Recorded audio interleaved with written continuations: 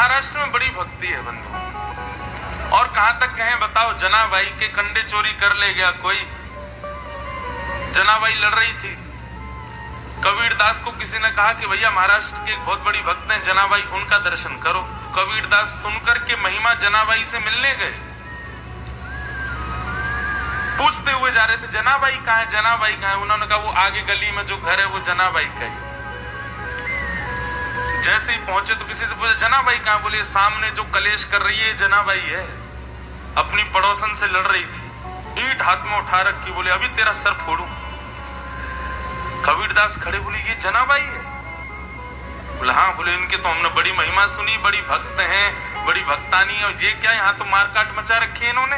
ये कैसी भक्त तो विवादों से दूर रहता है, ये कैसी भक्त विवाद कर रही है।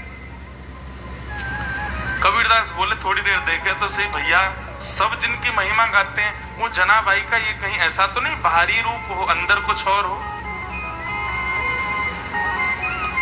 किसी ने जाकर के जनाबाई को पकड़ा, बोले अरे भाई मर जाएगी वो, ऐसे मत करो। बोले नहीं, इसने मेरे कंडे चुराए कैसे। कबीरदास बोले बताओ, कंडे के पीछे लड़ रही है। कबीरदास गए, बोले प्रणाम, हमने आपकी बड़ी महिमा सुनी, आप बड़ी भक्त हो, पर आप कंडे के पीछे लड़ रही हो। अरे कंडे के पीछे भी कोई लड़ता, कंडा समझते हैं ना, क्या बोलते हैं आप, क्या उपला। जय हो महाराष्ट्र। अमेरिका थोड़ा ही है तो भारतीय है। हाँ उपलो, हमारे ब्रिज में तो उपलो कैंप। तो अब जो भी कहते हो, कबीरदास बोले कि आप कंडे के पीछे लड़ रही हो। जनाबाई बोली मेरे कंडे, मेरे उपले साधारण नहीं है। जिसने चुराए थे वो बोली बताओ कंडों में क्या भेद, ये मेरे ये तेरे को कैसे पता तेरे कौन से। जनाबाई गई और कंडे उठा करके सुने, बोले ये तेरा, ये भी तेरा, हाँ ये मेरा। कबीरदास बोले ऐसा क्या है भैया। बोले सुनो कान लगाओ। तो जैसे ही कबीरदास ने कान से कंडा लगाया तो विट्ठल विट्ठल विट्ठल कंडे में से आवाज आ रही। जनाबाई बोली मेरा उपला गोबर का कीर्तन करता है, इसलिए वो साधारण नहीं। तब कबीरदास को लगा ओहो ये तो साधारण नहीं, दंडवत प्रणाम किया। क्यों? ऐसी तत्पर भक्ति कि जनाबाई यदि जड़ वस्तु का भी स्पर्श कर देती हैं तो वो जड़ वस्तु से भी विट्ठल विट्ठल नाम उत्पन्न होता है। सोचो ऐसी जनाबाई यदि किसी चैतन्य व्यक्ति का स्पर्श कर दे तो उसके हृदय में तो साक्षात विट्ठल प्रकट हो जाए। हम क्यों संतों को प्रणाम करते हैं, क्यों संतों के सन्मुख जाते हैं, ताकि उनकी दृष्टि हम पर पड़े तो उनके भजन के प्रभाव से हमारे हृदय में भी भक्ति उत्पन्न हो। इसलिए हम संतों को प्रणाम करते हैं। उनके पास जो भजन है उस भजन से थोड़ी कृपा हम पर भी हो, हमारा भी ध्यान ठाकुर जी की ओर जाए। लेकिन कोई ऐसा जनाबाई जैसा भक्त हो, वो तो हाथ मात्र रख दे, स्पर्श मात्र कर दे तो परम ठाकुर जी प्रकट हो जाए हृदय। ऐसी जनाबाई, ऐसे तुकाराम, ऐसे नामदेव, ऐसे ज्ञानेश्वर, उनकी भूमि है ये। छत्रपति शिवाजी महाराज की भूमि है।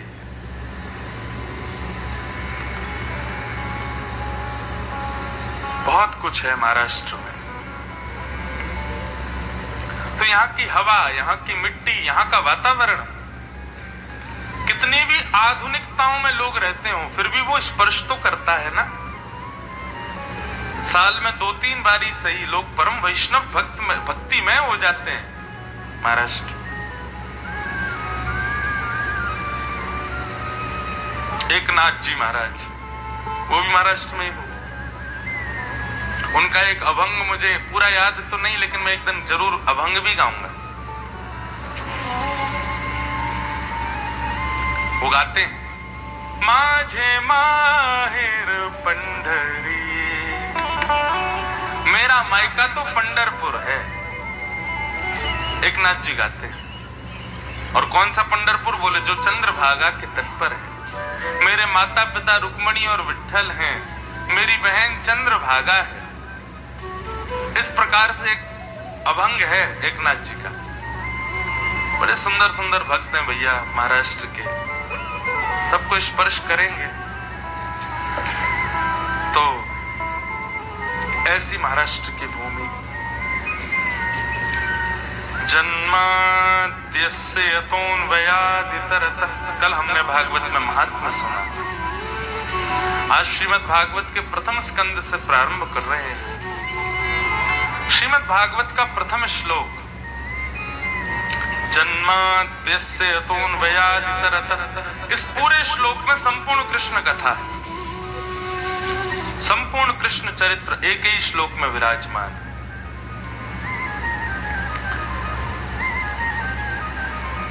जन्म लेते ही जो भगवान अपने माता पिता को छोड़ करके अन्वयाद इतरतः गोकुल चले गए। चार्थे स्वविज्ञ स्वराट, जो अविज्ञ हैं, अनविज्ञ नहीं है, भगवान सब जानते हैं, ठाकुर जी को सब पता है। तो इसको कैसे घटाएंगे कृष्ण लीला में कि गोपियां कहां माखन चुराती, कहां माखन छुपाती हैं, कितने ऊंचे छींके पर रखती हैं, कैसे कमरों में छुपा देती हैं, ठाकुर जी को सब पता है। चार थे स्वविज्ञ स्वराट। दूसरा, पूतना रूप बदल करके आई, सक्तासुर, अघासुर, बकासुर, कितने सारे राक्षस आए, ठाकुर जी ने सबको मार दिया। तेने ब्रह्म हृदय आदि कवि, आदि कवि ब्रह्मा को जिन्होंने अपने रूप से ज्ञान प्रदान किया। मुह्यन्ति यत् सूरयः, और गोवर्धन धारण करके देवताओं के राजा इंद्र को भी मोहित कर लिया। तेजो वारी मृदाम यथा विनिमयो, पृथ्वी जल अग्नि वायु आकाश पंच तत्वों को जिन्होंने पवित्र किया। यत्र त्रिशैर्गो मृषा, तीन स्थानों पर जिन्होंने लीला की, कहां कहां, द्वारका और हस्तिनापुर। धाम्ना स्वेन सदा निरस्तकुहकं सत्यम परम धीमहि, अपना ब्रह्म ज्ञान, भागवत धर्म का ज्ञान उद्धव को प्रदान करते हुए जो अपने स्वधाम को प्रस्थान कर गए हैं, ऐसे परम सत्य श्री कृष्ण को हम प्रणाम करते हैं, उनको हम बारंबार वंदन करते हैं। बंधुओं, भागवत के प्रथम श्लोक के 1008 से भी अधिक अर्थ हैं। बड़े बड़े विद्वान अपनी वैयाकरणी स्थिति से इस श्लोक के अनेक अर्थ करते हैं। हमारे गुरुदेव ने इसका कृष्ण परक अर्थ सुनाया, तो वो मैं आपके सामने कह रहा हूं। संपूर्ण कृष्ण कथा एक ही श्लोक में। ऐसे परम सत्य भगवान को हम बारंबार प्रणाम करते हैं। सत्यम परम धीमहि। भागवत के दूसरे श्लोक में विषय, अधिकारी, संबंध और प्रयोजन, चार बातें। सबसे पहला, भागवत का विषय क्या है? तो धर्म प्रोजित कैतवोत्र परमो निर्मत्सराणाम सताम। भागवत का विषय है सुनने वाले के हृदय में परम धर्म का बीज बोना। धर्म और परम धर्म दो चीजें होती हैं, दो विषय हैं।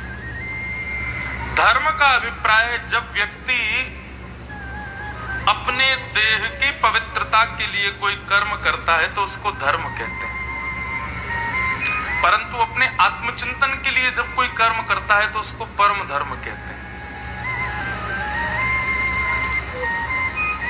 आप 5 स्टार होटल में जाते हो तो उसमें देह का सुख होता है कि आत्मा का सुख होता है? देह का। परंतु अभी आप इस कथा में बैठे हो, इस बैंक्वेट हॉल में बैठे हो, यहां देह का सुख है कि आत्मा का सुख है? आत्मा का। कैसे? आपको कैसे पता है? क्योंकि देह का सुख जो होता है ना, उसमें कंफर्ट जोन देखा जाता है। देह को जहां कंफर्टेबल लगता हो हम वहां बैठेंगे। वैसे तो कंफर्ट जोन यहाँ पे भी कम नहीं है, एसी चल रहे हैं और ज्यादातर लोग कुर्सियों पर ही बैठे हैं। गिनती के लोग ही नीचे बैठे बेचारे। चलो हो सकता है सबके घुटनों में दिक्कत हो, या फिर ऐसा भी कह सकते हैं कुर्सियां ही ज्यादा लगी हैं, नीचे बैठने की जगह भी कम है। लेकिन कंफर्ट जोन यहां पर भी कम नहीं है। लेकिन फिर भी एक चीज और है जिससे आपका कंफर्ट जोन नष्ट हो रहा है, वो ये कि आप 4 घंटे मौन बैठे हो, आप बोलोगे नहीं, आप दूसरे को सुन रहे हो। कल मैंने कहा था ना, गीता में भगवान कहते हैं संसार में 2 काम सबसे कठिन है अर्जुन। पहला काम, बिना किसी की मदद के स्वयं अध्ययन करना, स्वयं पढ़ना, बिना किसी की सहायता ली, थोड़ा कठिन होता है।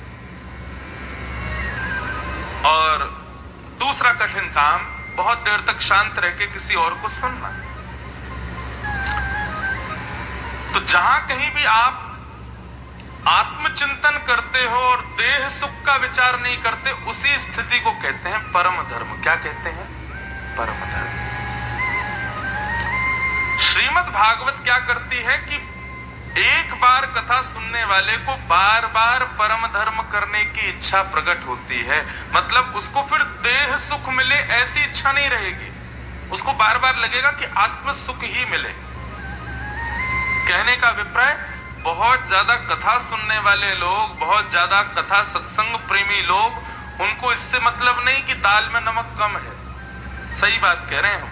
उनको इससे मतलब नहीं कि सब्जी कैसी बनी है, उनको इससे मतलब नहीं कि रोटियां गर्म है कि ठंडी हैं। वो जैसी उनको जो प्राप्त हो जाएगा वो सब सेवन करेंगे, क्योंकि उनको देह सुख की ज्यादा इच्छा फिर रहती नहीं है। सुबह से मुंह फुलाए घूम रहे थे कोई, तो आपने जाके पूछा क्यों भैया इतने उदास क्यों हो? रात में एसी नहीं चला मेरा, रात भर सोया नहीं मैं। बोले पंखा तो चल रहा था। बोले पंखे में नींद कहां आती है? इसको क्या कहते हैं? देहाभिमान। क्या कहते हैं?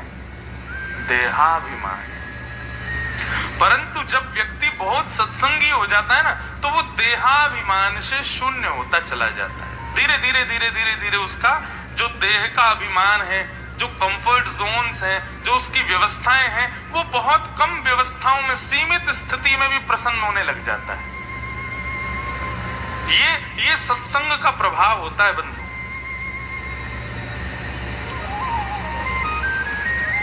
हम लोगों की ज्यों-ज्यों उम्र बढ़ती है ना, त्यों-त्यों हमारे सुख के दायरे भी बढ़ते चले जाते हैं। मैं कभी कभी अपनी कथा में कहा करता हूं, जितना छोटा बच्चा उतनी सस्ती खुशी, और जितना बड़ा बच्चा उतनी महंगी खुशी। 9 महीने के बालक को अगर रो रहा हो तो आप टॉफी भी नहीं, टॉफी का जो रैपर होता है ना, ऐसे चिर चिर चिर चिर करके उसके सामने धर दो, उसकी आवाज भर कर दो, वो उसी में ही शांत हो जाएगा। उसको चाहे कितनी भी गहरी चोट लगी हो, लेकिन 9 महीने का बालक है, उसके सामने आप झुनझुना ऐसे हिला के धर दो, उसी से ही खुश हो जाएगा। लेकिन वही बालक 19 साल का हो जाए और रोए, उसको झुनझुना दिखाओ, बेटा शांत हो जा, आप मेरी इंसल्ट कर रहे हो मम्मा, मैं 19 साल का होगा, ये क्या झुनझुना दिखा रहे हो मुझे? अच्छा चल झुनझुना नीचे ले, वो एक गाड़ी आती है ना, उसको पीछे करो, आगे भागती है, देख नहीं होगा शांत। जितने बड़े हम होते चले जाते हैं, हमारी खुशियां उतनी महंगी होती चली जाती। लेकिन महंगी से महंगी खुशियों से भी अपने आप को प्रसन्न करने के बाद एक उम्र ऐसी आती है, उसके बाद पुनः फिर कम होता चला जाता है व्यक्ति, फिर उसकी खुशियां सस्ती होती चली जाती है। बड़े बुजुर्ग जितने ज्यादा हो जाते हैं, अब उनको तुम बच्चे कितने भी महंगे महंगे फोन दे दें, कितने भी महंगे कपड़े दे दें, कोट दे दें, जूते दे दें, घड़ी दे दें, उनको ज्यादा उसकी इच्छा नहीं रहती। बंधुओं देखो, एक बात मेरी सुनिएगा, वृद्ध जब हम हो जाते हैं तब हमको विषयों से इतनी प्रसन्नता क्यों नहीं होती? क्योंकि हम इतना उपभोग कर चुके हैं, हमें पता चल जाता है कि कुछ भी कर लो एक समय आकर के नीरस ही लगेगा। ये बात हम पहले ही क्यों नहीं समझ जाते? ये बात हम अपनी युवावस्था में क्यों नहीं समझ जाते? क्यों? आज के युवाओं को एक रोग हुआ है बंधुओं, और वो रोग पता है क्या है? वो डिअटैच नहीं हो पाते चीजों से। अटैचमेंट इतना ज्यादा हो जाता है, चाहे व्यक्ति हो, चाहे वस्तु हो, चाहे अपनी मनपसंद चीजें हो, कि उससे फिर डिअटैच होना उसके लिए बहुत मुश्किल है, और वही फिर डिप्रेशन आदि का कारण बनता है। लेकिन जैसे ही उम्र बढ़ती है ना, बुजुर्गता की ओर हम जाने लगते हैं, तो देखो वो बहुत जल्दी डिअटैच हो जाते हैं। माता पिता जब हम छोटे थे तब ज्यादा गुस्सा करते थे, अब हम बड़े हो गए, वो थोड़े वृद्ध हो गए, अब वो इतना गुस्सा नहीं करते हमारे ऊपर। क्यों? अब वो समझ गए हैं। धीरे धीरे वृद्धावस्था जब आती रहती है तो व्यक्ति जो है वो डिअटैच होना शुरू कर देता है। सत्संग का प्रभाव ये होता है, कथा प्रवचन आदि इन सब का प्रभाव ये होता है कि व्यक्ति अपने बहुत कम आयु में समझने लग जाता है कि भाई संसार के किसी भी विषय भोग वस्तु से ज्यादा अटैचमेंट मत करो। जितना हो सके आत्म सुख के कारणों को जीवन में लाओ, देह सुख की चीजों से जितना हो सके दूर रहो। मैंने अपने जीवन की दूसरी कथा न्यूयॉर्क में की थी। तो जब मैं गया तो जहां मेरी कथा थी वहां के एक परिवार ने मुझे कहा, महाराज जी कल हम आपको मैनहट्टन घुमा के लाएंगे। मैंने कहा चलो। तो दूसरे दिन मैं उनके साथ घूमने गया, मैनहट्टन घुमा के लाए। महाराज जी वर्ल्ड ट्रेड सेंटर है, स्टैचू ऑफ लिबर्टी, सब जगह घुमा के लाए। लौट करके जब मैं वापस आया तो जहां मेरी कथा चल रही थी वहां मंदिर था। वहां के पुजारी जी ने अगले दिन की छुट्टी ले ली मुझसे बिना पूछे। क्यों ली? बोले वो भी मुझे मैनहट्टन घुमाने ले जाना चाहते थे। तो दूसरे दिन पुजारी जी आ गए, बोले महाराज जी शाम को 7 बजे से कथा है, पूरे दिन आप क्या करेंगे? मैंने कुछ नहीं। बोले चलो आपको मैनहट्टन घुमा ला। मैं तो कल घुमाया। बोले मैंने छुट्टी ली है आपको घुमाने के लिए, आज और चलो। फिर से वही world trade centre, statue of liberty, ये वो सब घुमा। तीसरे दिन एक डॉक्टर साहब आए, और डॉक्टर का नाम तो मुझे याद नहीं, पर जब मैं 4 साल का उम्र का था तो पिताजी के साथ गया था, तो मेरा एक दांत हिल रहा था तो उन्होंने निकाला था वो। तो वो आकर के मुझसे बोले महाराज जी मुझे पहचाना? मैंने कहा नहीं। बोले मैं वही हूं जिसने आपका दांत निकाला था 4 साल की उम्र में। अरे मैंने कहा तो मुझे क्या याद है अभी? मैंने कहा बताओ। बोले आज हम अपने क्लिनिक को बंद करके आए हैं। मैंने कहा काहे को? बोले आपको मैनहट्टन घुमाना है। अरे मैंने कहा भैया मैं घूम लिया, 2 दिन से रोज जा रहा हूं, अब मेरा मन नहीं है।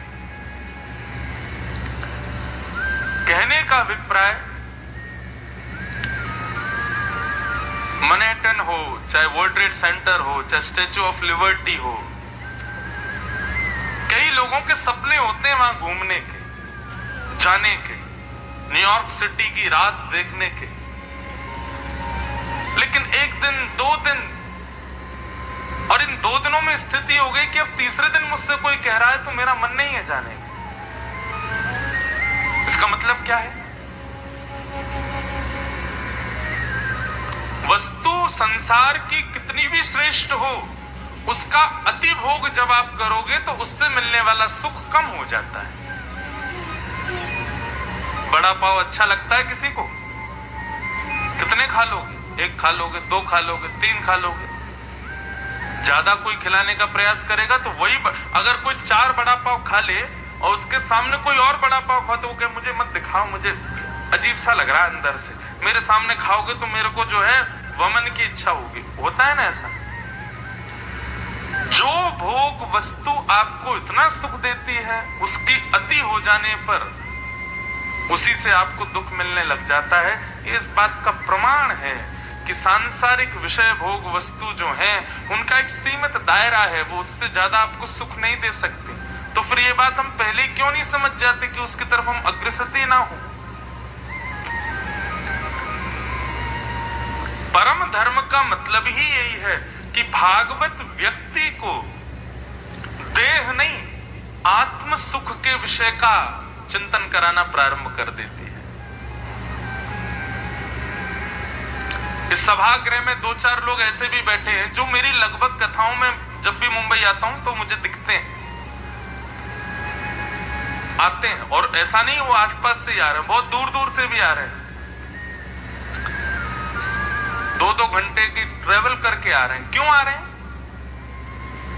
यहां पर ना तो मैं उनका नाम बोल रहा हूं, ना मैं उनको मंच पे बैठा रहा हूं, ना उनका बहुत ज्यादा सम्मान कर रहा हूं, फिर भी वो क्यों आ रहे हैं? क्यों? क्योंकि यहां देह सुख नहीं मिल रहा है, उनको आत्म सुख मिल रहा है।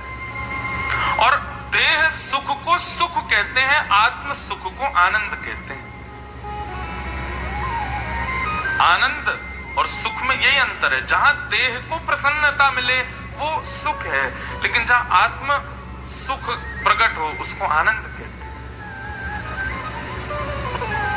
और आनंद सांसारिक वस्तुओं से नहीं मिलता, कृष्ण नाम से मिलता है, कृष्ण कथा से मिलता है, कृष्ण दर्शन से मिलता है, कृष्ण भोग से मिलता है, कृष्ण प्रसाद से मिलता है, कृष्ण सुमिरन से मिलता है। और माफ कीजिए, जिसको एक बार आनंद आने लग गया ना, वो फिर सुख की स्थिति में नहीं जा पाएगा, वो सुख के काम को नहीं कर पाएगा। अब मैं अपनी एक प्राइवेट स्थिति बताऊं तो मैं भी जीन्स पहनता था, मैं भी टी शर्ट पहनता था, मैं भी आजकल के बच्चों की तरह मैं भी घूमता था, आज भी घूमता हूं। लेकिन अब ऐसा नहीं है कि मैं पहन नहीं सकता, लेकिन मेरी इच्छा ही नहीं होती, मेरा मन ही नहीं होता। मैं रात्रि सोता हूं तो भी धोती पहन के ही सोता हूं। क्यों? कई लोग, मेरे घर के लोग भी, मेरी उम्र के जो भाई बहन है, वो लोग भी कहते हैं, अरे रात में पहन लिया करो, ट्राउजर पहन लिया करो, थोड़ा टी शर्ट में रहा करो, कोई दिक्कत थोड़ी। मैंने कहा मुझे कोई बांध नहीं रहा है, लेकिन मेरे मन से इच्छा नहीं होती। क्यों? इस अवस्था में, इस वेशभूषा में ऐसा लगता है मैं सदा कृष्ण का हूं। कृष्ण किसी ना किसी रूप में मेरे ही हैं। मैं रात में भी सो के यदि बीच में उठूं और उस समय दर्पण में देखूं तो माथे का तिलक थोड़ा सा बिगड़ा हुआ सा दिखे, थोड़ी धोती दिखे, तो तब भी ये लगता है कि निद्रा में भी सही तिलक तो है, निद्रा में भी सही धोती तो है, किसी ना किसी रूप में मैं कृष्ण का हूं निद्रा के समय भी। पत्नी क्यों 24 घंटे सिंदूर रखती है मांग में? ताकि जब भी उसको कोई देखे तो पहचान जाए कि भाई ये रिजर्व्ड है, इसका ब्याह हो चुका है। ऐसा मैंने कहा भैया यमराज कभी भी आ सकता है, रात में भी आ सकता है, दिन में भी आ सकता है, किसी भी समय उसका आगमन हो सकता है। तो कहीं मेरी वेशभूषा ही देख करके, मेरे माथे का तिलक ही देख करके, मेरी चोटी देख करके, मेरी स्थिति देख करके उसको पता चल जाएगा ही इज रिजर्व्ड, ये कृष्ण का हो चुका है। मैंने कहा यमराज पे इतना समय थोड़ी कि वो पूरा बायोडाटा देखे कि कितनी कथाएं कर ली, कितना भजन किया, कितना नाम जप लिया। ठीक है वो सब देखते तो हैं, पर फिर भी उसको कहीं ना कहीं से एक इंप्रेशन में ही पता चले ना कि हाँ ये ठाकुर जी का है, इसलिए धोती, इसलिए चोटी, इसलिए तिलक, इसलिए कंठी माला। इसको कहते हैं परम धर्म, ये धर्म नहीं है। परम धर्म में देह सुख की स्थिति नहीं है, आत्म सुख, आनंद। और वो आनंद मिलता है ठाकुर जी से संबंधी वस्तुओं में।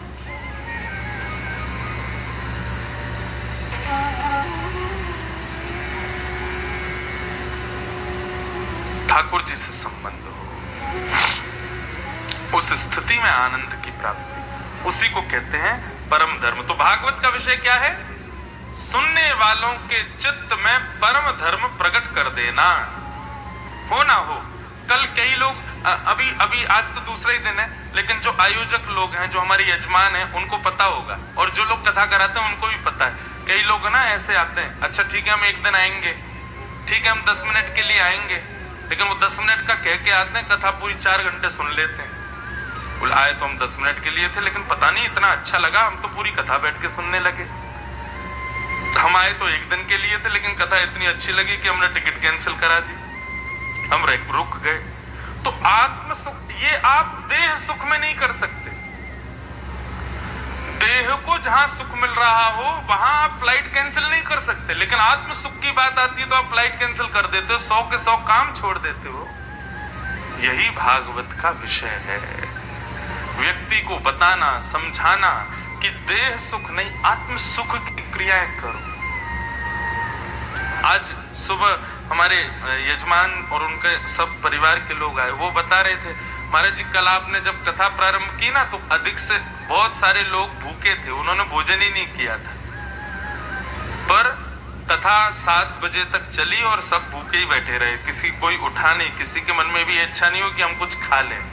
क्यों? कथा में इतना आनंद आया कि सबको लगा कि चलो कथा सुन लेते हैं। बंधु, ये स्थिति आपकी नहीं है, ये यहाँ पर परीक्षित की भी हुई है। चौथा दिन जब कथा का हुआ तो परीक्षित को सुखदेव जी बोलते हैं कि परीक्षित, अच्छा आपकी हमारी कथा कैसी, 3 साढ़े 3 बजे शुरू हो रही है, 7 बजे पूरी हो जाएगी, लेकिन परीक्षित की कथा कैसी थी?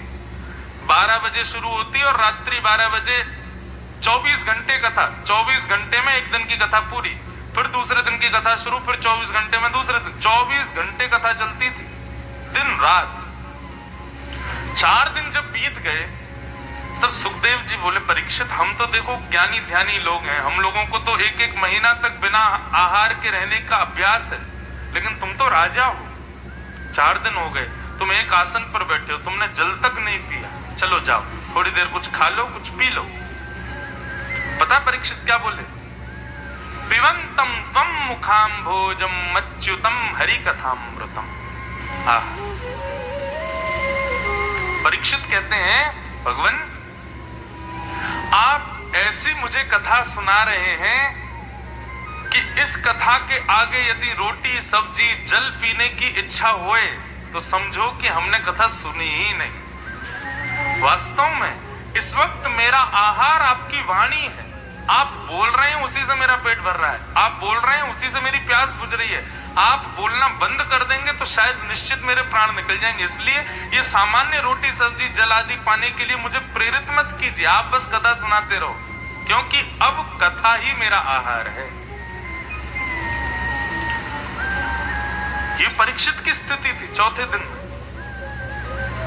वो कहते हैं कि मुझे नहीं लगती भूख, नहीं लगती प्यास, बस आप कथा सुनाओ, इसमें जो सुख है वो सांसारिक में नहीं है। स्थिति तो बहुत अच्छी हो जाती है कथा सुनने के बाद, सम हो जाओगे आप, कौन क्या बोल रहा है इससे मतलब नहीं होगा, जीवन में क्या उतार चढ़ाव चल रहे हैं इनसे फर्क नहीं पड़ेगा, भूख लगी प्यास लगी, देह को जो चाहिए वो नहीं मिलेगा तो भी कोई फर्क नहीं पड़ेगा, अच्छा ही है। और यही भागवत का विषय है, परम धर्म। फिर आप देह के लिए नहीं जियोगे, फिर आप आत्मा के लिए जियोगे कि भाई इसको परमात्मा से मिलवाना है। मेरे पास दिन कम है, समय जल्दी बीत जाएगा,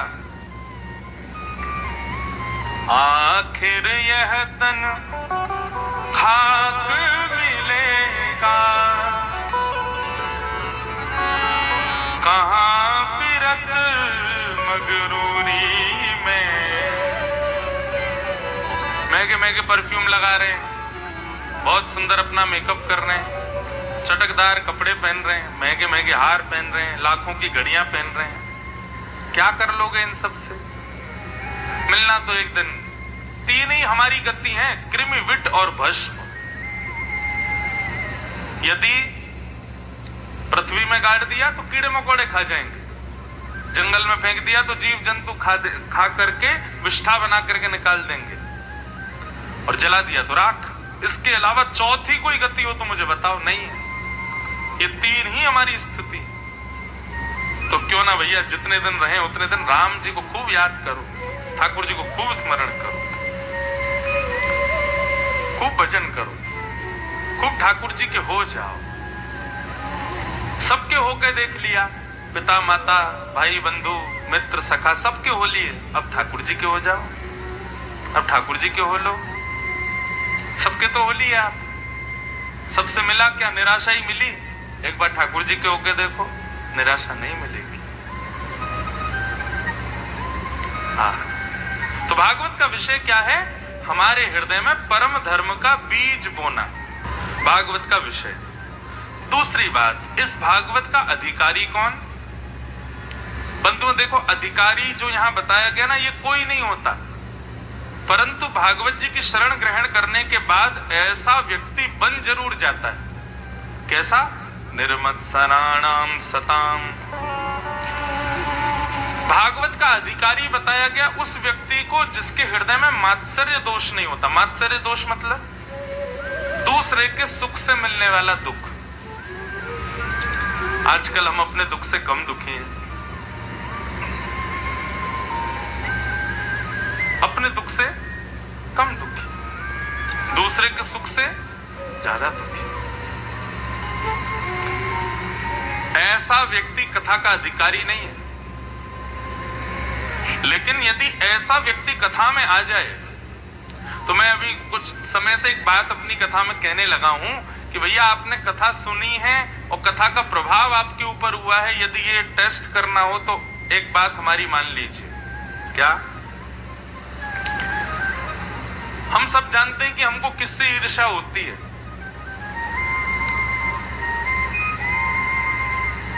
जिससे भी ईर्ष्या होती है, 7 दिन बाद कथा सुनने के पश्चात उस व्यक्ति को देखिएगा।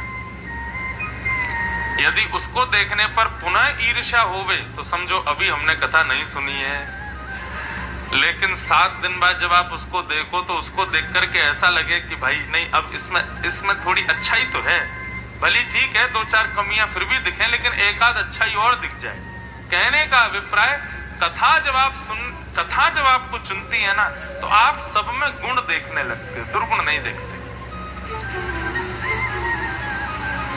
राक्षस और संत, इनमें अंतर क्या है? राक्षस खुद में गुण देखते हैं, बाकी सब में दुर्गुण देखते हैं, और संत सब में सद्गुण देखते हैं, खुद में दुर्गुण देखते हैं। हमारे वृंदावन में कभी किसी संत से मिलो, श्रेष्ठ रसिक संत से मिलो, वो सदैव अपने आप को दीन ही बताएंगे, सभी अपने आप को खराब ही बताएंगे। है तो सब संत, लेकिन सब में गुण देखेंगे। चैतन्य महाप्रभु नाम सुना है? चैतन्य महाप्रभु एक बार किसी कथा में गए और कथा जाकर के सुनने लगे, तो कथा जो वक्ता कर रहे थे वो पढ़े लिखे नहीं थे, कुछ भी बोल रहे थे अनर्गल, केवल दक्षिणा लेने के लिए बैठे थे व्यासपीठ पर। अब चैतन्य महाप्रभु के साथ जो शिष्य मंडली गई थी वो तो समझ गई कि ये व्यास जी को कुछ आता जाता नहीं है, ये तो बस ऐसे ही बोले जा रहे हैं। पर चैतन्य महाप्रभु की स्थिति क्या थी? दोनों भुजाएं उठा करके अविरल अश्रुधारा गिर रही थी। आहा आहा, मधुरतम मधुर मधुर, कितनी सुंदर कथा। भावावेश में आ गए। जब कथा के बाद शिष्यों ने चैतन्य महाप्रभु से पूछा, भगवान क्षमा करें दृष्टता, परंतु हम जिसकी कथा में गए थे वो इतनी बढ़िया कथा तो कर नहीं रहा था, ना वो ज्ञानी था, उसकी कथा में श्लोक भी गलत थे, केवल समय निकाल रहा था 4 घंटे, और आप उसकी कथा में भावावेश में चले गए। आप उसकी कथा में ऐसा प्रिटेंड कर रहे थे मानो जैसे कितनी अच्छी कथा कर रहा था। आपके नेत्रों से अविरल अश्रुधारा निकल रहे थे, ऐसा क्यों?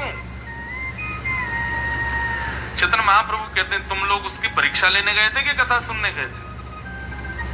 बोले भगवान सुनने तो कथा ही गए थे, लेकिन वो सुनाई ऐसी रहे थे। बोले नहीं, वो कुछ भी बोल रहे थे, लेकिन मुख से कृष्ण तो बोल रहे थे ना, मुख से राम तो बोल रहे थे ना, मुख से माधव तो बोल रहे थे ना, केशव तो बोल रहे थे ना, और क्या चाहिए तुमको? और उस दिन चैतन्य महाप्रभु बोले, तृणादपि सुनीचेन, अपने आप को तृण के समान मानो, और सामने बैठा हुआ कोई भी व्यक्ति हो उसको सदैव गुणवान, एक पर्वत के समान मानो, ये बहुत गुणवान है, मुझसे ज्यादा गुण इनके अंदर हैं, सदैव ऐसे रहो। बंधुओं देखो, हम किसी को अपने से श्रेष्ठ मान लें ऐसा तो हो नहीं सकता, बहुत फैक्ट बात है। आप अपने से श्रेष्ठ किसी को नहीं मान सकते, पर उसमें एकाध गुण ढूंढने की प्रवृत्ति तो अपनी बना सकते हो ना, कि इसमें भी कोई ना कोई गुण तो है। कथा उसी दिन से असर करने लग जाएगी जिस दिन आपकी चित्त वृत्ति इस प्रकार की हो जाए कि आप अत्यंत उपेक्षित अयोग्य व्यक्ति में भी गुण खोज लो कि इसमें यह गुण है।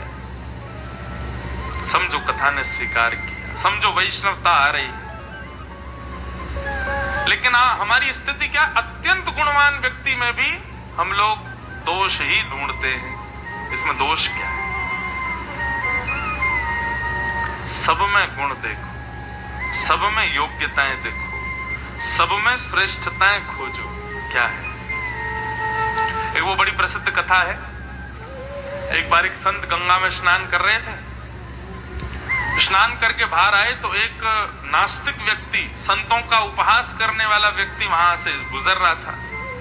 वो जहां भी संत महात्माओं को देखता, जटाधारी, सोटाधारी, पीले वस्त्र पहने संतों को देखता तो उनकी हंसी उड़ाता था। तो आज उसने क्या किया, जैसे संत गंगा स्नान करके आए तो जल पी करके उनके ऊपर उगल दिया। दोबारा चले गए, दोबारा स्नान किया, दोबारा बाहर आए तो उसने फिर उगल दिया, फिर चले गए, फिर स्नान करके आए, तीसरी बार फिर उगल दिया। जितनी बार उसने जल उनके ऊपर फेंका मुंह से, उतनी बार वो स्नान करने गए। थोड़ी बहुत देर करने के बाद उसको बहुत बुरा लगा। बोले कि मैंने गलती कर रहा हूं, बताओ मैं इनके ऊपर इतना उगल रहा हूं, ये फिर भी बार बार जाके गंगा स्नान कर रहे हैं, क्रोध नहीं कर रहे। अब की बार बाहर आए तो उसने चरण पकड़ लिए, बोले भगवान मैं आपके धैर्य को प्रणाम करता हूं। मैंने इतनी बार आपके ऊपर जल उगला, लेकिन आप हर बार नदी में स्नान करने चले जाते हैं, मुझसे कुछ नहीं बोलते। संत ने उल्टा उसको प्रणाम किया। बोले कि नहीं, मुझे तुझे प्रणाम करना चाहिए। बोले क्यों? बोले क्योंकि रोज तो मैं एक ही बार स्नान करता था, आज तेरी वजह से 10 बार स्नान हो गया मेरा। रोज तो एक ही बार गंगा मैया की गोद में जाता था, आज तेरी वजह से 10 बार गंगा मैया ने गोद में उठाया। भैया तुझे प्रणाम। ऐसी स्थिति, सब में गुण देखो। कोई एक गुण भी यदि आप व्यक्ति में देखने लग जाओगे ना, समझो बस उसी दिन से आपके अंदर परिवर्तन होना प्रारंभ हो जाएगा। इसलिए आज के बाद हमारी एक बात मानिए, और जब घूमते हैं आप, सब में कुछ ना कुछ गुण निकालो। इसमें गुण क्या है, इसकी योग्यता क्या है, इसमें श्रेष्ठता क्या है, ये देखना प्रारंभ करो आप। बस इतने से प्रारंभ कीजिए। आप 6 महीने के अंदर देख लेंगे कि आपके अंदर कितना मेजर परिवर्तन आ जाएगा। विचारधारा, बुद्धि, सोच सब बदल जाएगी। गुण देखो। अभी सोमनाथ में पहली बार हमने मानस की कथा की, रामचरितमानस। तो वहां पर एक इतना सुंदर प्रसंग आता है कि जब भरत जी सारे अयोध्या वासियों को लेकर के चित्रकूट पहुंचे राम जी को वापस लाने के लिए, तो जब पहला मिलन हुआ अयोध्या वासियों का राम जी से, सब दौड़ दौड़ करके एक दूसरे को गले लगा रहे थे। तो तभी क्या हुआ कि निषाद राज गुह ने विश्वामित्र जी को प्रणाम किया। जब प्रणाम किया तो उन्होंने वशिष्ठ जी को जब प्रणाम किया तो उन्होंने उसको दूर से ही बस आशीर्वाद दे दिया। लेकिन राम जी को ये बात भाई नहीं। बोले कि मेरा मित्र है, और वशिष्ठ जी ये सोच रहे हैं कि ये कौन से कुल जाति में जन्मा है, इसको हम हृदय से नहीं लगाएंगे। सबको लगाया, उसको नहीं लगाया। तो राम जी ने गुरु जी को दिखाते हुए उसको हृदय से लगाया। गुरु जी ये मेरा बड़ा प्रिय है, ये मुझको बहुत प्यारा लगता है, मुझे बहुत प्रेम है इससे। जब राम जी की इस दशा को देखा तब वशिष्ठ जी ने उसको भी हृदय से लगाया। बोले भाई जब राम जी नहीं विचार करते तो हम क्यों विचार कर रहे हैं, हम कैसे विचार कर सकते हैं। तो ठाकुर जी का स्वभाव कैसा है बंधुओं? जात पात पूछे नहीं को, हरि को भजे सो हरि को। ठाकुर जी किसी में भी अवगुण नहीं देखते, सब में गुण का दर्शन करते हैं। यही दृष्टि, यही स्थिति हमारी होनी चाहिए। मेरी दृष्टि में मुक्ति किसे कहते हैं? आपकी दृष्टि में मृत्यु के बाद मुक्ति मिलती होगी, लेकिन मेरी दृष्टि में जीते जी आप अपनी जाति से मुक्त हो जाओ, जीते जी अपने बंधनों से मुक्त हो जाओ, जीते जी अपने व्यवहारों से मुक्त हो जाओ, जीते जी सांसारिक उपभोगों से मुक्त हो जाओ। ये वास्तविक मुक्ति है। इन 7 दिनों के अंदर यदि एक भी दूषित लक्षण हमने अपना नष्ट कर दिया, वो असली मुक्ति मानी जाएगी। मुझे क्रोध बहुत आता है। एक एग्जाम्पल दे रहा हूं आप लोगों में से किसी का, और 7 दिन में आपने विचार किया कि भाई कथा सुन के अपना क्रोध कम करना है। आप सच बताएं, जिस दिन आपका क्रोध कम होगा ना, उसी दिन आप मुक्त हो गए।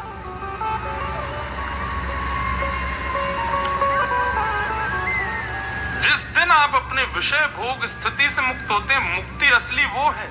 मृत्यु से बाद में होना वो मुक्ति श्रेष्ठ नहीं, जीते जी मुक्त होना है। सब में गुण देखो।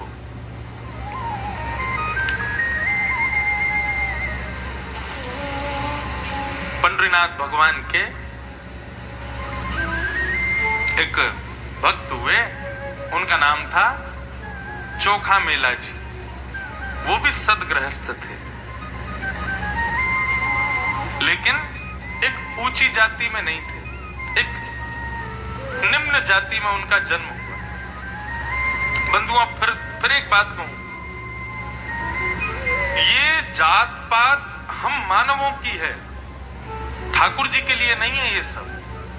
ठाकुर जी इसका विचार भी नहीं करते। अभी जगन्नाथपुरी में कथा हुई तो वहां एक इतना सुंदर भाव हमारे हृदय में आया, मेरे मन में आया। ठाकुर जी इतने नियमों में क्यों रहते हैं? उनको पुजारी के अलावा कोई छुएगा नहीं, मंदिर में जो बनेगा वही प्रसाद पाएंगे, मुंह पर पट्टी बांध के भोग लगेगा वही पाएंगे, ऐसा बनाओगे वही पाएंगे। उसमें कई मंदिरों में जैसे निषेध होता है, टमाटर नहीं डालते, बैगन की वस्तु नहीं बनाते, मूली का प्रयोग नहीं करते, और अपरस में रहेंगे। कोई स्पर्श पुजारी को कर ले तो पुजारी सेवा में नहीं जाएगा। इतने नियम ठाकुर जी के मंदिर में। तो वहां मन में भाव आया कि भाई पूरे विश्व को मुक्त करने वाला खुद इतने नियमों में बंधा हुआ भगवान, इतने नियम कानून भगवान के लिए। तो मन में पता है क्या भाव आया कि ठाकुर जी इसलिए इतने नियमों में रहते हैं कि भैया कोई में सामर्थ हो तो अपनी प्रेम भक्ति से मेरा नियम तोड़वा के दिखाए। जिसने तोड़वा दिया, और तोड़वाए हैं, कितने भक्तों ने नियम तोड़वाए ठाकुर जी के। अब मुझे स्मृति में नहीं, तुकाराम जी का जाने नामदेव, जो मैं वो थोड़ा कंफ्यूजन रहता है दोनों में, पर एक इनमें से थे, वो दर्शन करने गए पंडरीनाथ भगवान का, तो अपनी पादुका कमर में बांध के ले गए। तुकाराम जी पादुका कमर में बांध के ले गए। क्यों? तुकाराम जी दर्शन करते थे पंडरीनाथ भगवान का, और दृष्टि रहती थी कोई मेरी चप्पल तो नहीं ले जाएगा, कोई उठा तो नहीं ले जाएगा। तुकाराम जी ने मन में विचार किया कि भाई इतना मन चप्पलों में जाता है, दूसरे दिन कमर में ही बांध ले गए। बोले अब ठीक है, यहीं बंधी रहेगी, इसमें मन और नहीं लगेगा। विठल भगवान को देखने लगे तो किसी ने देख लिया कि ये चप्पल बांध के लाए हैं, तो शिकायत कर दी। तो पुजारियों ने थोड़ी उनकी शिकायत कर दी, निकाल दिया मंदिर से बाहर। वो चप्पल लेके आए हो भीतर मंदिर में। बाहर जाकर के तुकाराम जी रोने लगे, बोले नाथ मुझे आपका नियम नहीं तोड़ना था, आपका मंदिर अपवित्र नहीं करना था, मुझे तो अपने मन पर भरोसा नहीं। वो बार बार चप्पल का स्मरण करता था, इसलिए कमर में बांध के आ गया था भीतर। लेकिन कोई बात नहीं नाथ, अपराध हुआ है तो आज आपके दर्शन से मैं वंचित हूं। दूर बैठ करके जय जय राम कृष्ण हरि, जय जय राम कृष्ण हरि कीर्तन करने लगे। तो पंडरीनाथ भगवान के सामने लाखों भक्त खड़े थे, लेकिन पंडरीनाथ भगवान ने पूरे मंदिर को उस तरफ मोड़ दिया जहां तुकाराम जी बैठे। नियम तोड़ दिया।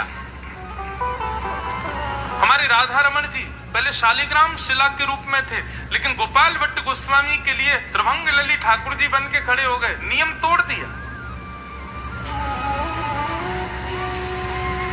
कितने नियम तोड़े हैं ठाकुर जी ने अपने भक्तों के लिए। तो मुझे ऐसा लगता है ठाकुर जी नियम कानूनों में इसलिए रहते हैं कि किसी में सामर्थ्य हो तो अपनी प्रेम लक्षणा भक्ति से तोड़वा के दिखाओ। यदि तुमने तोड़ दिया तो मान जाएंगे। इस पे कोई अतिशयुक्ति मत कर बैठना आप लोग। नियम तोड़वाने का मतलब बताऊं, आपके ठाकुर जी यूं ही बैठे रहते हैं 24 घंटा। लड्डू गोपाल उनसे कहो ठाकुर जी इतनी भक्ति करो, इतना प्रेम लड़ाओ लाल जी से कि कहो देना वो सुबह सुबह जब आप ठाकुर जी को उठाओ तो ठाकुर जी दोनों हाथ ऐसे कमर पर धरे मिल जाए, तब समझो नियम टूटा। ठाकुर जी ने अपना नियम तोड़ दिया। किसी दिन आप थाली रखो और जब थाली उठाने जाओ तो देखा भोग प्रसाद सारा चट्ट हो गया, सब पा गए ठाकुर जी, पूरी थाली चाट गए, समझो नियम तोड़ दिया। कितने नियम तोड़े भक्तों के लिए। तो पंडरीनाथ भगवान के एक भक्त हुए, उनका नाम चोखा मेला जी, सदगृहस्थ थे परंतु निम्न जाति में थे। एक दिन ठाकुर जी के लिए केले का प्रसाद लेकर के गए और पुजारी जी को कहने लगे, बोले पंडरीनाथ भगवान को, विट्ठल भगवान को भोग लगा दो। पुजारियों ने कहा तुम सोच भी कैसे सकते हो, तुम्हारे हाथ की छुई वस्तु हम ठाकुर जी को देंगे। आ गए चले, मुंह उठा करके केला लेके, लो भोग लगा दो, चलो जाओ वापस यहां से, और तुम दूर से ही दिखा दो, तुम्हारी इतनी सामर्थ्य है, तुम दूर से दिखा दो बस और चले जाओ। चोखा मेला जी को बड़ा बुरा लगा, रोने लगे, एकांत में बैठ करके ठाकुर जी से कहने लगे मेरी गलती क्या है इसमें, आप ब्राह्मण कुल में भेजते मुझे, इसमें मेरी क्या गलती कि मैं कैसे माता पिता के घर में जन्मा हूं, इसमें मेरी क्या गलती कि ये जात पात का पूरा कार्यक्रम आपने बना रखा है, इसमें मेरा क्या दोष है, मेरा तो भाव शुद्ध है ना, मेरा तो मन पवित्र है ना।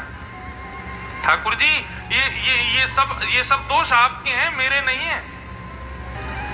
और यदि इस जन्म में, इस जाति में मैं आपका भोग नहीं लगा सकता, ब्राह्मण कुल के ही आप केवल अधिकारी हो, तो ठीक है मैं अपने प्राण त्यागता हूं और प्राण त्याग करके ब्राह्मणों का स्मरण करके प्राण त्यागूंगा, क्योंकि अंते यामति सागति, अंत में जो सोचते हैं वो अगले जन्म में बनते हैं। तो ब्राह्मणों का चिंतन करके मरूंगा तो अगले जन्म में जब ब्राह्मण बनूंगा तब आपका भोग लगाऊंगा। भले बने बैठे हो जगन्नाथ, नाम बदल लीजिए आप अपना, आप जगन्नाथ नहीं हो, आप ब्राह्मण नाथ हो, आप ऊंची पदवी वालों के नाथ हो, आप पैसे वालों के नाथ हो। ऐसे करके ठाकुर जी को छेड़ने लगे, रोने लगे और अन्न जल त्याग करके बैठ गए। बोले अब तो बस प्राण त्यागने, क्यों, क्योंकि इस देह से तो ठाकुर जी सेवा स्वीकार नहीं करेंगे ना।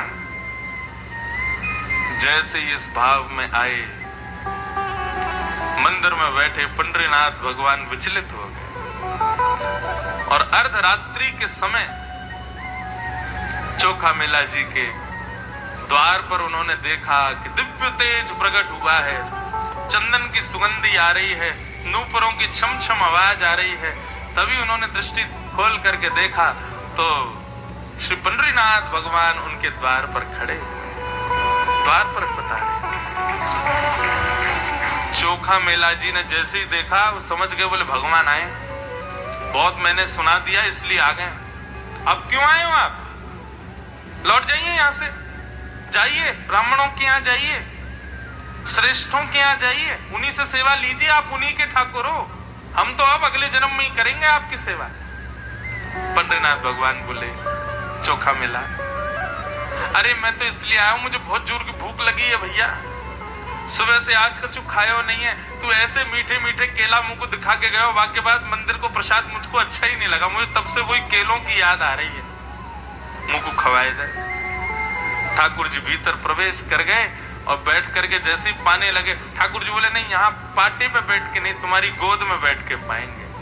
और चोखा मेला जी की गोद में लटक करके ठाकुर जी उनके हाथों से केला खा रहे। बोले देखो, मंदिर में तुम भोग लगा के जाते तो थाल में सजा के हमको दिखा के वापस कर दिए जाते, लेकिन हमको मंदिर में नहीं चाहिए था, हमको तो ऐसे तुम्हारे घर आके पाना था, इसलिए वहां स्वीकार नहीं किया। ठाकुर जी ने प्रेम से केला पाए, बोले सुनो 2 केला और दे दो। बोले क्यों, आपका तो पेट भर गया। बोले मेरा तो भर गया, रुक्मणी बैठी है ना, उसको भी खिलाऊंगा जाके, उसको भी तो बताऊं, देखो भक्तों के प्रेम से फल कितने मीठे हो जाते हैं। जिस प्रकार मानव तोते की चोंच लगे फल को मीठा समझता है, ऐसे ही भक्त जब प्रेम से कोई वस्तु अर्पित करता है, ठाकुर जी कहते हैं वो जैसे तोते की चोंच से मीठा हुआ फल होता है, ऐसे ही भक्त जब प्रेम प्रस्तुत करता है उसका फल भी अति मीठा। उस समय मुझे मंदिर में बने 56 भोग प्रिय नहीं लगते, उसका फल प्रिय लगता है। ठाकुर जी कभी दुर्गुण नहीं देखते। हम क्यों देखते हैं सब में दुर्गुण? किसी में दुर्गुण नहीं देखते ठाकुर जी। सीधी बात बताऊं, जैसे हमारी स्थिति है, यदि ऐसी ठाकुर जी की हो जाए ना, जैसी विचारधारा हमारी वैसी ठाकुर जी की हो जाए, तो हम कहीं के नहीं बचेंगे। ठाकुर जी बहुत दयालु, बहुत कृपालु। हमारे वृंदावन में कहते हैं, दुर्योधन की मेवा त्यागी, साक विदुर घर खाई, सबसे ऊंची प्रेम सगाई, सबसे ऊंची प्रेम सगाई, सबसे ऊंची प्रेम सगाई, सबसे ऊंची प्रेम सगाई। दुर्योधन की मेवा त्यागी, दुर्योधन की मेवा त्यागी, साक विदुर घर खाई, सबसे ऊंची प्रेम सगाई, सबसे ऊंची प्रेम सगाई, सबसे ऊंची प्रेम सगाई, सबसे ऊंची प्रेम सगाई।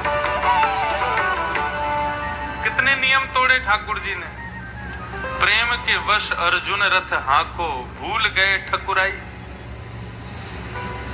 दुर्योधन की मेवा त्यागी, साग विदुरगर खाई। कितने नियम तोड़ते हैं ठाकुर जी। नियमों में रहते ही इसलिए हैं, ये चुनौती है हम भक्तों के लिए। ठाकुर जी नियम में इसीलिए हैं, उसे तोड़ के दिखाओ। और किसी में प्रेम भक्ति हो तो तोड़ो, तोड़ेंगे ठाकुर। तो निर्मत सराणाम सताम, भागवत का अधिकारी कौन? जिसके हृदय में मात्सर्य दोष नहीं है, दूसरे की उपलब्धियों से जो कभी दुखी हो जाता हो, ऐसे व्यक्ति को कथा का अधिकार नहीं। दूसरे की उपलब्धियों में और प्रसन्न होता हो, ऐसे व्यक्ति को भगवत सेवा का अधिकार, भगवत कथा का अधिकार। इस प्रकार वैद्यम वास्तवमत्र वस्तु शिवदम तापत्रयोन्मूलनम, श्रीमद्भागवते महामुनि कृते किंबा परैरीश्वर, सद्यो हृद्यवरुध्यते त्रिकृतिवे शुश्रूषुभिस्तच्छणा। इस प्रकार भागवत का मंगलाचरण हुआ। 3 श्लोकों में मंगलाचरण गाया। निगम कल्प तरोर गलितम फलम, सुख मुखादमृत द्रव संयुतम, पिबत भागवतम रसमालयम, मुहुरहो रसिका भुवि भावुका।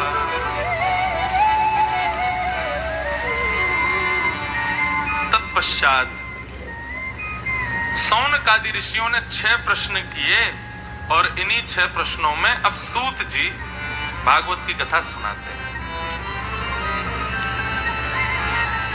सूत जी महाराज अपने गुरुदेव को वंदन करने के बाद में बहुत सुंदर सुंदर यहाँ बातें कहते हैं। ध्यान से सुनो। भागवत की धारा बंधुओं, सूत जी सौनकादि ऋषियों को सुना रहे हैं, सुखदेव जी परीक्षित को सुना रहे हैं, और मैत्रेय मुनि विदुर जी को सुना रहे हैं। इस प्रकार 3 धाराएं चलेंगी अब आगामी 6 दिनों तक। तो कभी मैं कहूंगा सूत जी बोल रहे हैं, कभी मैं कहूंगा सुखदेव जी बोल रहे हैं, कभी मैं कहूंगा मैत्रेय मुनि बोल रहे हैं। इस प्रकार ये भागवत की धारा अब चलेगी। तो सूत जी सौनकादि ऋषियों को सुनाते हुए कह रहे हैं, सवै पुंसाम यतो धर्म, सवै पुंसाम परो धर्म, यतो भक्त अदोक्षजे, अहैतुक्य प्रतिहता ययात्मा संप्रसीदति। सूत जी कहते हैं प्रत्येक मानव का परम धर्म है भगवान की अहेतुकी भक्ति। बंधुओं, अभी केवल भक्ति, और उस भक्ति के पीछे हमारी कामना क्या है कि ठाकुर जी हमको खुश रखें, ठाकुर जी हमारी सब भली भली करें, ठाकुर जी हमारे साथ कुछ भी बुरा ना करें, हमारे सारे काम बने रहें। ऐसी हमारी भक्ति है, आकांक्षा युक्त भक्ति हम करते हैं। एक प्रकार से वही ठाकुर जी एटीएम मशीन है, कृपा रूपी भक्ति रूपी, उसमें कार्ड लगा करके हम चाहते हैं कि ठाकुर जी उसके बाद हमको सुख ही सुख दें, भला ही भला करें बस हमारा। ऐसी भक्ति हमारी। लेकिन भक्ति कैसी हो? अहेतुकी भक्ति। अहेतुकी भक्ति कैसी होती है? जैसे राखो तैसे रहूं, जानत हो सब दुख सब जन के, मुख से कछु न के। सूरदास जी कहते हैं जैसे राखो तैसे रहो। आप जैसे रखोगे ना हम वैसे रहें। इसको कहते हैं अहेतुकी भक्ति। क्या कहते हैं? जोर से बोलो, अहेतुकी भक्ति। ठाकुर जी जो प्रस्तुत कर दें उसको प्रसाद मान करके स्वीकार करें। जैसी स्थिति बन जाए उसको स्वीकार करें, जो परिस्थिति हो उसको स्वीकार करें। भगवत कृपा प्रसाद है ये जीवन मेरा, ऐसा मानकर के जो जिए उसको कहते हैं अहेतुकी भक्ति।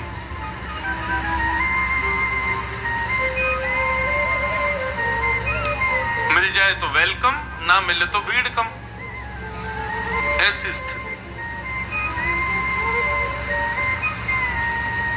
लेकिन अभी क्या होता है बंधुओं, मिल जाए तो ही ठाकुर जी का वेलकम है, नहीं मिले तो ठाकुर जी भी बाहर घर से। कुछ अच्छा करते ही नहीं हो आप। कई लोग तो देवता ही बदलते रहते हैं, कभी हनुमान जी, कभी अंबा मैया। आजकल कौन चल रहे हैं? आजकल शंकर जी का ज्यादा क्रेज चल रहा है, ट्रेंड में चल रहे हैं शंकर जी। आजकल कहां पहुंच गए? बोले आजकल जो है शनि महाराज ज्यादा बढ़िया है। हमारे महाराष्ट्र में एक स्थान है शनि सिग्नापुर, मैं गया हूं वहां दर्शन करने, बहुत बढ़िया जगह है। वहां जब मैं गया था, छोटा था, नगर में पिताजी की कथा हुई थी, अहमदनगर। तो वहां से जब हम गए शनि सिग्नापुर, तब वहां प्रसिद्धि थी कि वहां घरों में गेट नहीं होते, लॉक नहीं लगाता कोई। क्यों? बोले चोर आ ही नहीं पाते, चोर आके चोरी करते हैं तो अंधे हो जाते, ऐसा मैंने सुना था। अभी भी ऐसा है वहां पर शनि सिग्नापुर। तो हम लोग क्या करते हैं, हवा जहां की उस देवता को पकड़ लेते हैं। विश्वास कितना कच्चा हम लोगों का, एक जगह स्थिति नहीं रखते अपनी। हमारे गुरुदेव कथा सुनाते हैं कि एक व्यक्ति था, गोपाल जी की बहुत सेवा करता था, लड्डू गोपाल जी, लेकिन ज्यादा संपन्न नहीं था। और उसका एक मित्र था, वो करोड़पति, और वो शंकर जी की आराधना करता था। एक दिन दोनों मिले तो उसने कहा, भाई तुम इतने सालों से पूजा अर्चना सब करते आए हो, लेकिन तुम्हारी स्थिति दिन ब दिन कम ही होती जा रही, बढ़ तो रही नहीं है। उसने कहा क्या करें, गोपाल जी की पूजा करते हैं। और हम देखो, हम करोड़पति हो गए, हम शंकर जी की पूजा करते हैं। सुनो मेरी बात मानो, तुम ना शंकर जी घर पे ले आओ और कुछ दिन रुद्राभिषेक रोज करो। शंकर जी बड़े दयालु देव हैं, जल चढ़ाओ, दूध चढ़ाओ, कुछ भी चढ़ाओ, धतूरा चढ़ाओ, बिल्वपत्र चढ़ाओ, उसी से ही खुश हो जाते हैं। तो उसने वही किया, शंकर जी ले आया और घर में शंकर जी की सेवा करनी जैसी प्रारंभ की तो जो गोपाल जी थे उनको उठा करके अलमारी में धर दिया। बोले अब तुम यहीं विराजो, इतने दिन में तो कोई कृपा करी नहीं आपने, यहीं बैठे रहो। अब तो शंकर जी पूजे जाएंगे। शंकर जी की जैसी पूजा करने लगा तो अभिषेक आदि करने के बाद में उसने धूप बत्ती वगैरह जलाई और बढ़िया प्रेम से अभिषेक करने लगा तो धूप बत्ती का सहज ही धुआं जो था वो उठ करके वहां जाने लगा जहां अलमारी में गोपाल जी बैठे थे। तो उसके मन में पता है क्या बात आई? बोले अच्छा, अभी आज तक तो इन्होंने मुझ पर कृपा करी नहीं, अब ये दूसरा देवता आ गया ना तो चिढ़ के देखो उसकी धूप बत्ती की सुगंधी भी खुद ही लिए जा रहे हैं, अपने पास ही ले रहे हैं, अपने पास खींच रहे हैं। अभिषेक करने के बाद बोलो अभी बताता हूं। उठ करके गया और अलमारी खोल के बोला बोले आज तक तो मुझ पर कोई कृपा करी नहीं, अब शंकर जी की आराधना भी नहीं करने दे रहे हो, उनकी धूप बत्ती, आज धूप बत्ती के धुआं को ले रहे हो, उनकी सुगंधी ले रहे हो, कल भोग भी खा जाओगे उनका, अब उनको भी कृपा नहीं करने दोगे। रुको मैं तुमको बाहर छोड़ के आऊंगा घर से। जैसे ही गोपाल जी पकड़े सो ही गोपाल जी प्रकट हो गए। प्रकट होकर के उससे कहे अरे भाई ऐसा क्यों करता है?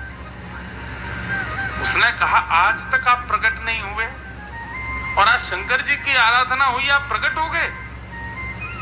भगवान आपकी चतुराई समझ गया मैं, आप जैसा ईर्ष्यालु कोई नहीं है। बताओ दूसरे देवता की पूजा से इतनी ईर्ष्या की प्रकट हो गए, मैंने इतने आपके भोग लगाए, इतने आपकी आराधना करी, कभी प्रकट नहीं हुए। गोपाल जी बोले देख आज तक तू आराधना पूजा सेवा सब करता था, परंतु आज जब धुआं मेरी तरफ आया तो तेरे मन में ऐसी भावना आई कि मैं धुआं सूंघ रहा हूं, मतलब मैं मूर्ति नहीं हूं, मैं चैतन्य। तेरे मन में ये विचारधारा आई कि भाई ये साधारण मूर्ति नहीं है, इनके अंदर भी इच्छा है अपनी पूजा करवाने की। आज तूने मुझे मूर्तिमान मान करके मेरे को अपने पूजा से नहीं हटाया, तूने साक्षात चैतन्य मान करके मुझे हटाया, इसलिए मैं प्रकट हो गया। अभी तक तू मुझे मूर्ति मानता था, लेकिन आज तेरी स्थिति ऐसी बनी तूने मुझे चैतन्य माना। तो विश्वास हमारा बहुत जल्दी डगमगा जाता है, थोड़े थोड़े देर में ही हम लोग देवता बदल देते हैं। ऐसा सबई पुंसाम परो धर्मो यतो भक्तिर अदोक्षजे। सभी पुरुषों का परम धर्म क्या है? अदोक्षज भगवान की अहैतुकी भक्ति। अहैतुकी, अहैतुकी का मतलब सुख दो चाहे दुख दो फिर भी ठाकुर जी को कभी त्यागे ना, और कैसी भी परिस्थिति स्थिति हो जाए भक्ति कभी डगमगाए ना। इसको कहते हैं अहेतुकी भक्ति।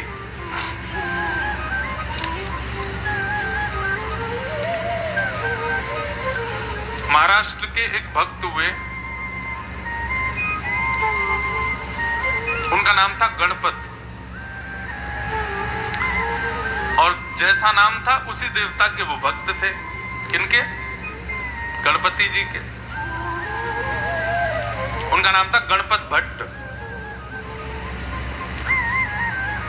उड़ीसा में उनके कुछ रिश्तेदार रहते थे। एक बार उड़ीसा गए, उड़ीसा जैसे गए तो उड़ीसा के वो लोग उनको लेके जगन्नाथपुरी चले गए। जगन्नाथपुरी जैसे ही गए तो जगन्नाथपुरी जाकर के सबने कहा चलो भाई श्री मंदिर में तुमको दर्शन करके लाएं जगन्नाथ भगवान का। उन्होंने पूछा कौन है जगन्नाथ भगवान? बोले जगन्नाथ भगवान साक्षात श्री कृष्ण का स्वरूप है, श्री कृष्ण का ही जगन्नाथ भेष है।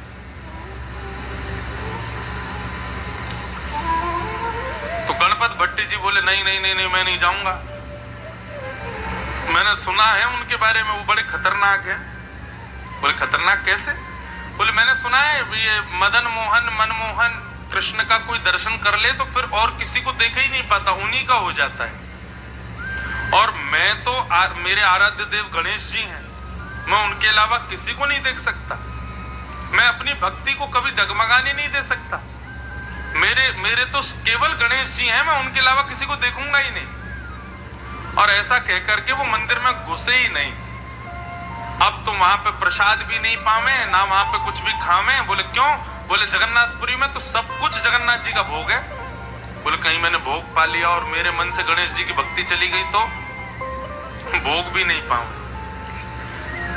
समुद्र के किनारे जाकर के रोने लगे। इतनी दूर महाराष्ट्र से चल करके मैं यहाँ आ गया। मुझे अगर पहले पता होता कि यहाँ कृष्ण भगवान का मंदिर है तो मैं आता ही नहीं।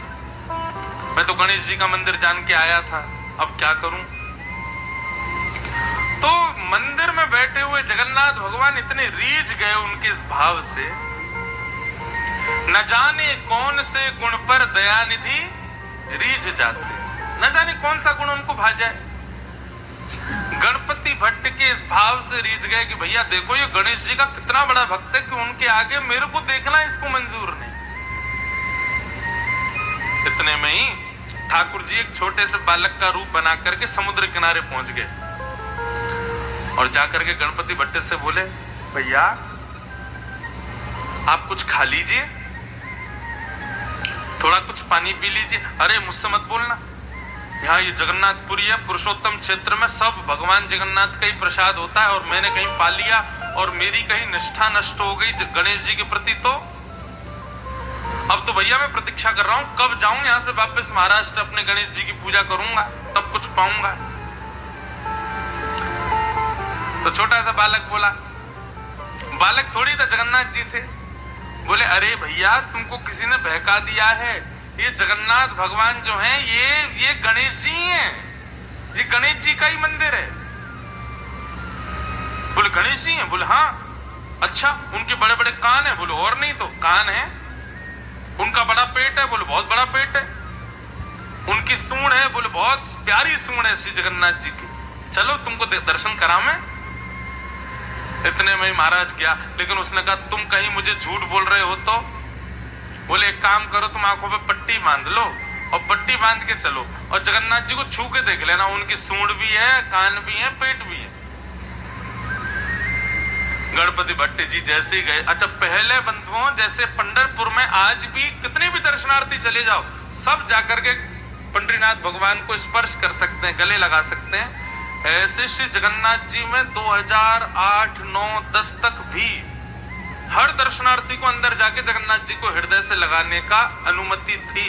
अभी 2010 तक भी, हाँ 2014 तक, उसके बाद से अभी बंद हो गया, मतलब पिछले 8-9 वर्षों। बाकी पहले सब लोग भीतर जाके जगन्नाथ जी को स्पर्श कर सकते थे। तो गणपति भट्ट जी आंखों पे पट्टी बांध के गए और जैसे ही ब्रह्मवेदी पे पहुंचे जगन्नाथ जी के पास, जाकर के उन्होंने स्पर्श किया। बोले गणेश जी हैं कि नहीं देखूं पहले? तो पहले तो उनके इधर हाथ लगाए तो बड़े बड़े कान हाथ में आ गए, बोले हाँ कान तो बड़े हैं। उसके बाद नीचे उधर पकड़ा तो ये बड़ा पेट, लंबोदर, बोले हाँ पेट भी बड़ा है। जैसे नाक पकड़ी तो महाराज लंबी सूंड हाथ में आ गई। आहा समझ गए, बोले जय हो मेरे गणपति हैं। भैया मुझे बहका दिया कि तो कृष्ण का मंदिर है, ये तो गणेश जी का ही है। जैसे ही प्रणाम किया तो जगन्नाथ भगवान ने अपनी सूंड से उनके सिर को ऐसे ऐसे और कर दिया। तो समझ गए, बोले अरे ये तो गणेश जी है। जैसे ही नजर खोल करके देखा, पट्टी हटा के देखा तो जगन्नाथ जी, सूंड भी नहीं थी, नाक भी नहीं, पेट भी नहीं। बोले हो ये क्या हुआ? अभी तो इनकी सूंड थी, अब कहां चली गई? पट्टी बांध करके स्पर्श करें तो सूंड दिखे, सूंड का अनुभव हो, और पट्टी खोल के देखो तो जगन्नाथ जी। रोने लगे, घबरा गए, बोले हे नाथ क्या हो रहा है? इतने में जगन्नाथ जी प्रकट हो गए। बोले भैया भेद क्यों मानता है? गणेश हो, शिव हो, दुर्गा हो, सब मेरा ही विलास है, सब जगह मैं, मुझ में और उनमें कोई भेद नहीं। भेद क्यों करते? और तब से श्री जगन्नाथ जी ने नियम बना लिया, आज भी स्नान पूर्णिमा, ज्येष्ठ पूर्णिमा के दिन श्री जगन्नाथ जी, बलभद्र जी और सुभद्रा जी आज भी गणपति भेष धारण करते हैं, उस भक्त की याद, उस भक्त की स्मृति में। तो इसे कहते हैं अहेतुकी भक्ति। भले ही गणेश जी के प्रति थी, लेकिन कितनी अहेतुकी भक्ति, इसको कहते हैं अनन्य भक्ति, अहेतुकी भक्ति। ऐसी भक्ति जो करता है ठाकुर जी के प्रति, ठाकुर जी कहते हैं वो मुझे बहुत प्रिय है। हमारे अंदर है ऐसी भक्ति, हमें जरा सा कोई लोभ दे दे किसी अन्य देव का, हम तुरंत पहुंच जाते हैं। देखो, दर्शन सबका करो, प्रणाम सबको करो, लेकिन प्रेम केवल एक से करो। दर्शन सबका करो, कोई मना नहीं है, सब मंदिरों में जाओ, सबको प्रणाम करो, लेकिन निष्ठा, प्रेम और समर्पण केवल एक के प्रति, किसी एक के प्रति। इसको कहते हैं अहेतुकी भक्ति। यही मानव का परम धर्म है। अहेतुक्य प्रतिहता ययात्मा संप्रशीदति। अहेतुकी भक्ति। सूत जी महाराज प्रवचन कर रहे थे। धर्मस्वनिष्ठितः पुंसां विश्वक्सेन कथासु यः नोत्पादयेदधिरतिं श्रम एव हि केवलम्। धर्मस्वनिष्ठितः पुंसां विश्वक्सेन कथासु यः नोत्पादयेदधिरतिं श्रम एव हि केवलम्। बहुत अच्छी बात है, बहुत ध्यान से सुनिएगा। सूत जी महाराज कहते हैं, हमारी भक्ति, हमारा अनुष्ठान, हमारे द्वारा की गई भगवत सेवा, उससे ठाकुर जी प्रसन्न हैं कि नहीं, ये कैसे जाने?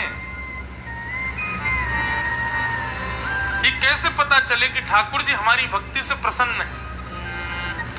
आपने बद्रीनाथ की यात्रा की, रामेश्वरम की यात्रा की, पंडरीनाथ भगवान का दर्शन किया, सिद्धिविनायक भगवान को दूर्बा चढ़ाई, नासिक के त्र्यंबकेश्वर में जाके विल्लपत्र चढ़ाया, इन सब से ठाकुर जी राजी हैं, ये आपको कैसे पता चले? क्योंकि सेवा करने वाले लाखों भक्त जाते हैं, लेकिन आपसे ठाकुर जी प्रसन्न है, ये कैसे पता चले? तब यहां पर सूत जी कहते हैं, नोत्पादये दधिरतिम श्रम एव हि केवलम धर्मस्वनिष्ठितः पुंसां विश्वक्सेन कथासु यः। कहीं प्रवचन चल रहा हो, कथा चल रही हो, कोई सत्संग चल रहा हो, वहां जाकर बैठ करके देखना। यदि 4 घंटे में आपका मन विचलित ना हो, आपका तन विचलित ना हो, आपकी बुद्धि विचलित ना हो, सांसारिक वस्तु सेवन की इच्छा प्रकट ना हो, तो समझना आपके द्वारा किए गए भक्ति, अनुष्ठान, व्रत, नियम सब से ठाकुर जी प्रसन्न हैं। और यदि बार बार मन विचलित हो रहा है, थोड़ा पानी पियाएं बाहर जाके, यजमानों से कह रहे, बोले सुनो एक चाय की स्टॉल और लगवा दो बाहर, बीच में महाराज जी भजन कीर्तन करें तो थोड़ी चाय पी लें। एक जगह मेरी कथा होनी थी, हुई कथा तो, लेकिन जो आयोजक थे वो मुझसे क्या बोले, महाराज जी ऐसा कर ले। मैंने कहा क्या? 2 से 5 कथा। मैंने कहा जी, फिर? बोले 5 से 5:30 हाई टी, और फिर मैंने कहा 5:45 बजे से, फिर बोले 5:45 बजे से 7:30 फिर कथा। मैंने कहा जय। मैंने हाई टी, बीच में आपको वो चाहिए, चाय चाहिए, टोस्ट चाहिए, पूड़ी कचौड़ी चाहिए, मैंने कथा क्यों सुन रहे हो? फिर कथा में एक बार विराजमान होने के बाद में आपकी चित्त वृत्ति बिल्कुल निरपेक्ष हो जाए, निर्वैर हो जाए, निष्काम हो जाए। किसी का सत्संग सुनते समय, किसी ऐसी सभा में बैठते समय जहां पर भगवत गुणानुवाद चल रहा हो, आप सुध-बुध खो बैठो। आप भूल जाओ कि 4 घंटे कब हो गए, आप भूल जाओ कि मेरे सिर में दर्द था या मैं किसी पीड़ा से पीड़ित हूं, तो समझो आपका व्रत, आपका नियम, आपका अनुष्ठान, आपकी समस्त क्रिया ठाकुर जी स्वीकार करते हैं।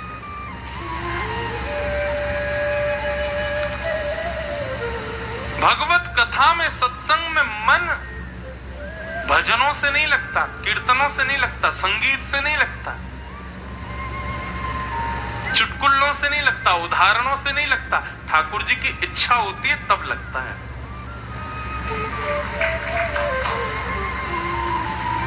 जोर से बजाओ जब बजाइए तो। हाँ, 2-4 झोंके ले रहे थे, उठ गए वो, और ये कुछ हुआ। और आश्चर्य तो ये उठ करके वो भी ताली बजा रहे। हाँ, बहुत सही कह रहे हैं महाराज जी।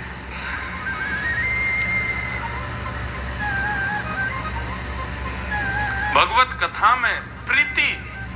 मैं अपनी कथा में एक बात कहा करता हूं, आपके महाराष्ट्र की थी हमारी रुक्मणी जी।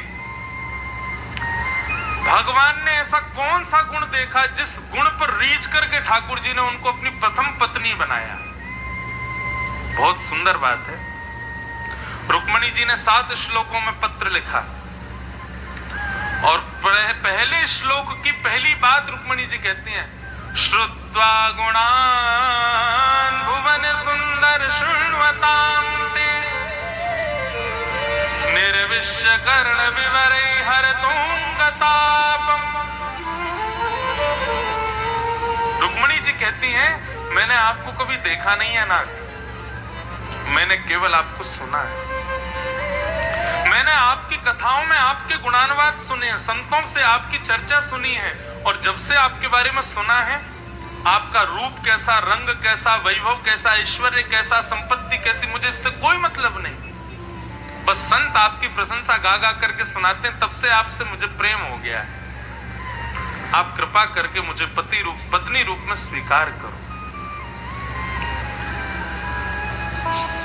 जब ब्राह्मण पत्र लेकर के गए ना, तो भगवान ने पत्र ब्राह्मण को दिया। बोले पढ़ के सुनाओ क्या लिखा है। बोले कि एक कौंडन्यपुर के राजा हैं, विदर्भ देश के भीष्मक, उनकी बेटी ने पत्र भेजा। बोले पढ़ के सुनाओ।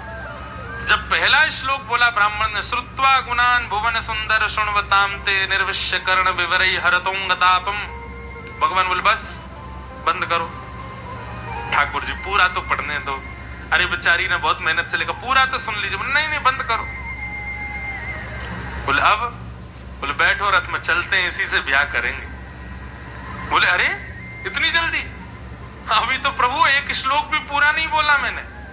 बोले मुझे बाकी अब कुछ नहीं जानना, बस मुझे इसी बात से प्रशंसा है कि जिससे मुझे विवाह करना उसको मेरी कथा प्रिय लगती है, उसको मेरा सत्संग प्रिय है, उसको संतों का संग प्रिय है, उसे ऐसा समाज प्रिय है जहां कीर्तन होता है, जहां भक्ति भाव होती। बस अब उसका रूप कैसा, उसके गुण कैसे, इससे मुझे कोई मतलब नहीं, बस उसको कथा प्रिय है, इसलिए मुझे वो प्रिय है।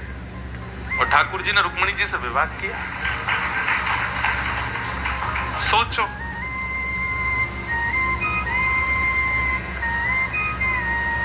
अच्छा, भगवान के अति प्रिय 3 लोगों को लीजिए,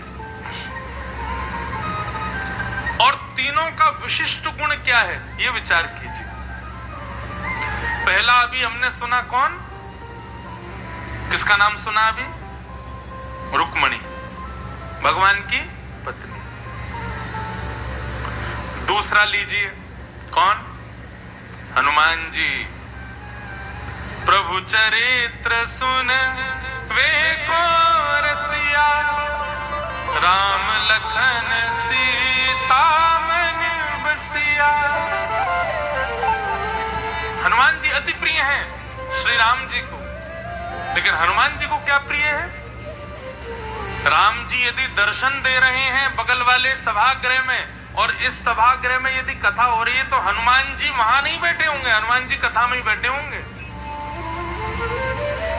राम जी कहते हैं बगल वाले सभागृह में हम साक्षात बैठे, वहीं आ जाओ। बोले नहीं प्रभु, आपका दर्शन करते हैं ना तो आप केवल दो पुतलियों को ही दिखाई देते हो, आंखों को, लेकिन आपकी कथा ऐसी कि आंख तो बंद हो जाती, पर रोम रोम को आप दिखाई देते हो। इसलिए नाथ आपके दर्शन से भी ज्यादा आनंद आपकी कथा में आता है। इसलिए हनुमान जी ठाकुर जी को प्रिय है।